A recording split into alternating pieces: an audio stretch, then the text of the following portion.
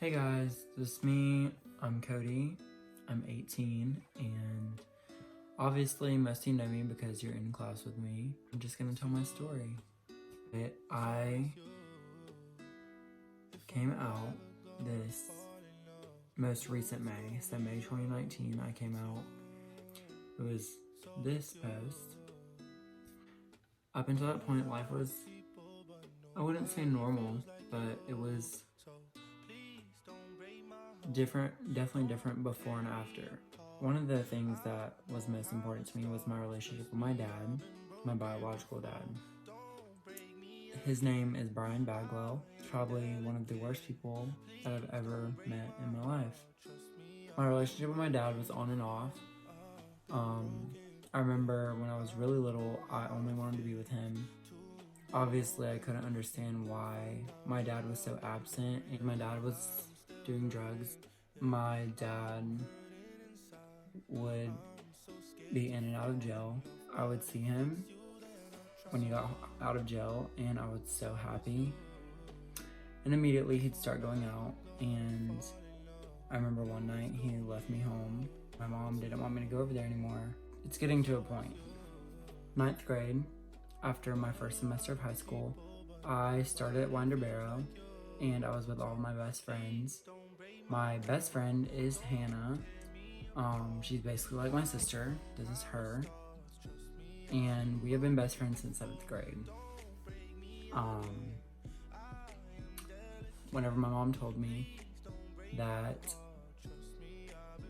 her and my stepdad were taking a break and she was just not in a great headspace, I moved in with my grandparents and I started going to Archer. Living with my grandparents at the time would just be a way more stable environment.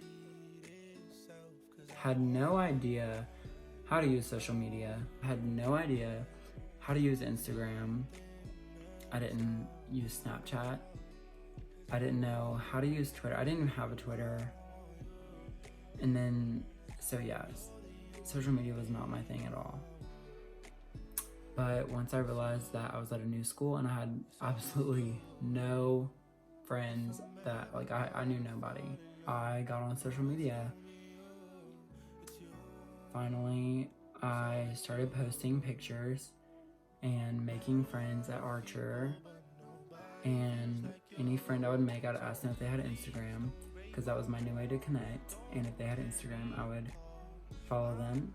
And slowly I made a friend group that I really did care about a lot, and a lot of people that I first talked to when I moved here are still people that I talk to now that still hold a lot of importance in my life.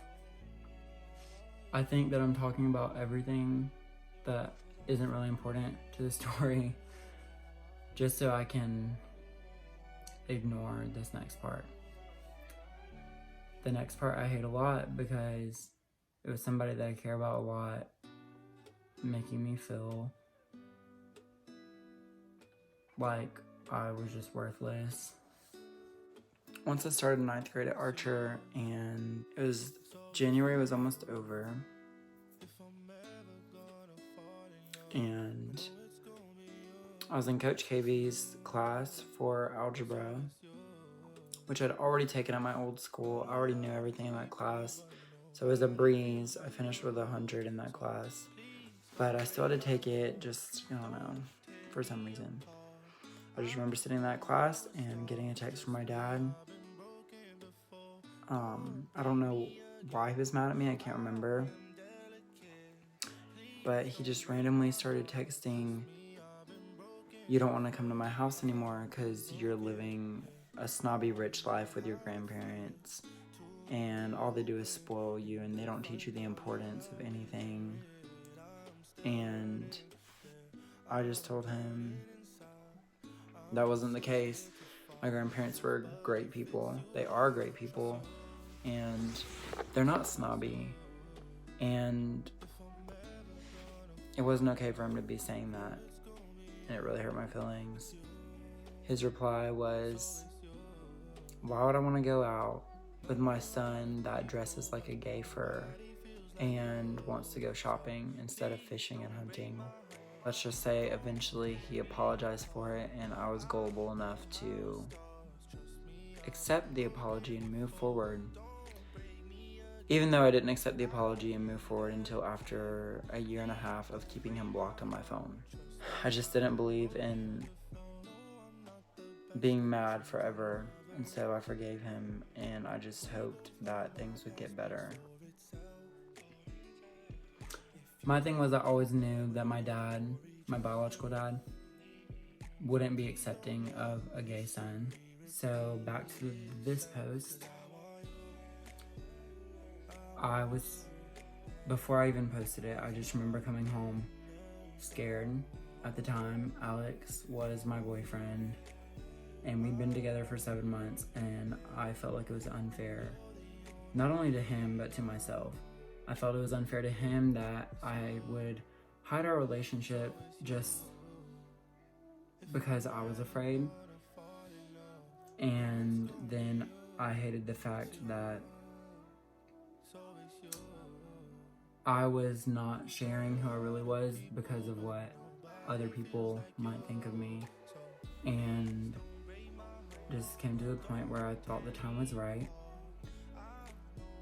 And I don't regret it, and I don't regret coming out, but I had thought that I had blocked everyone out that I didn't want to see it. And I did. I went through and I blocked everyone. The post blew up. It reached almost 1,700 likes, and 1,700 may not seem like a lot because it's not really that many likes. However, 1,700 just for a close community, it can spread really fast, and that's exactly what it did. People that I didn't know were sharing this, and somehow it got on Facebook, and I don't even know who uses Facebook that would follow me, but if you do, that's okay. I got to Facebook, and that night I get a call after my boyfriend and I celebrated just for me coming out. It was a big deal. I was very happy. I was getting all positive comments. And a little background on my grandpa from a biological dad. And I could say all these same things about my real dad too. Racist, very homophobic, closed-minded. They're the type of people that will claim that they're strong, devoted Christians, yet they will turn their back on you in a heartbeat, and they are not loving of everybody. In fact, they're the people that claim Jesus is white. So let's just move forward. This isn't the reaction I expected from him. I expected yelling and screaming, but instead I got, Cody, I'm just confused and I'd like some clarification on what's wrong, and it's obvious you're in a dark space and I just want to help you get out of it. And when he said I was in a dark space, that was like the worst thing I could hear, because I wasn't in a dark space. In fact, I had just let everything that was making me feel bad go. And I felt free and I felt relieved, because even though I knew there's a major possibility I could receive hate, out of it I was receiving a lot of love, and that's what made me the most happy. And I knew that my stepdad didn't care and it didn't bother him. And I knew that my mom still loved me the same. But then I get this text from my grandpa, or in this call.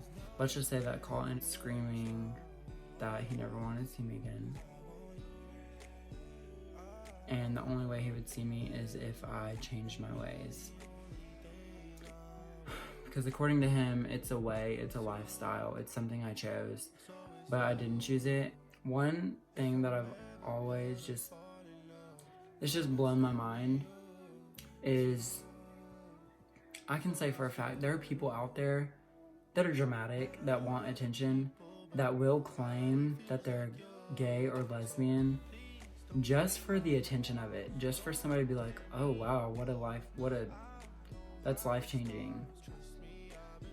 But then if you're really somebody that is gay or lesbian, you know that you didn't choose that. You know that if I knew it was so hard to come out and be gay and lose half of my family and then lose respect, just lose respect from people that I cared so much about and lose those relationships, if I had the option, I would choose straight just because of that.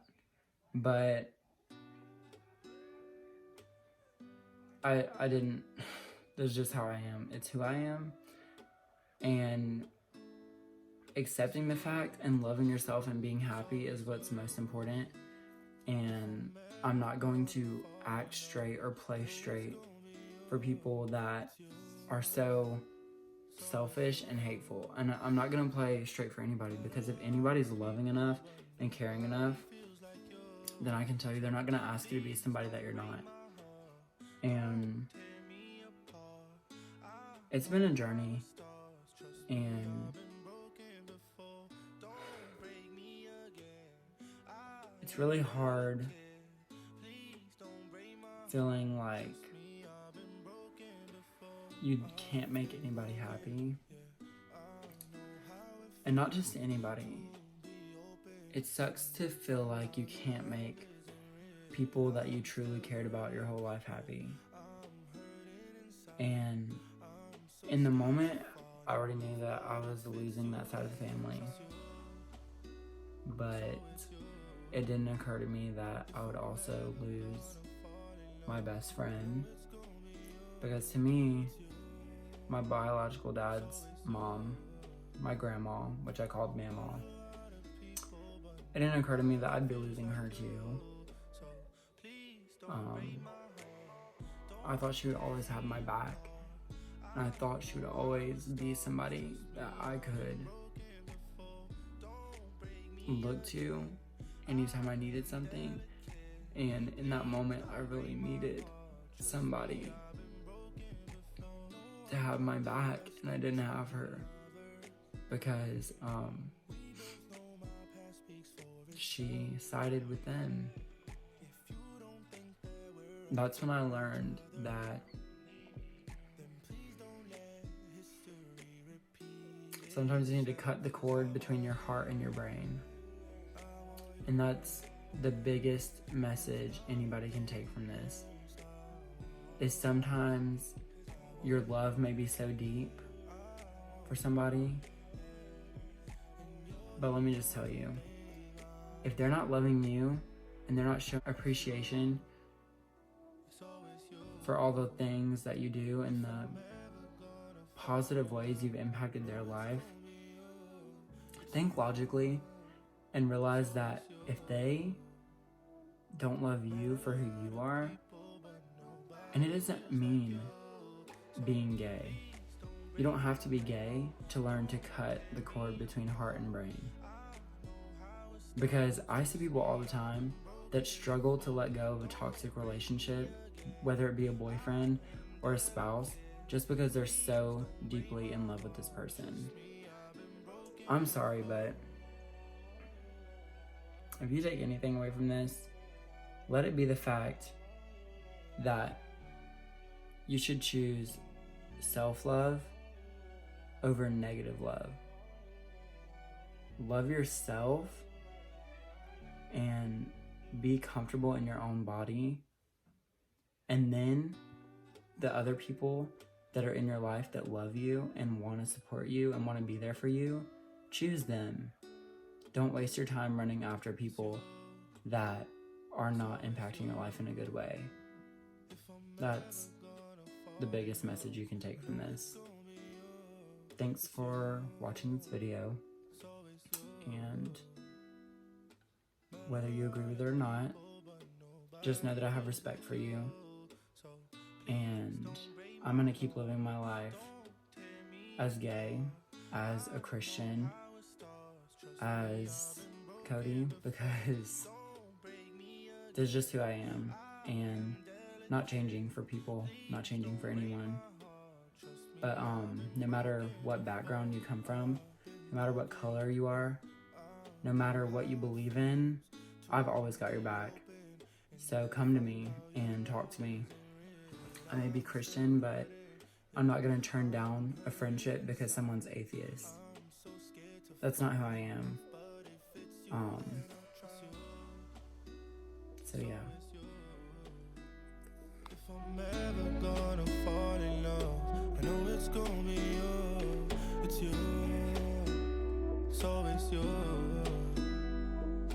Met a lot of people, but nobody feels like you. So please don't break my heart, don't tear me apart.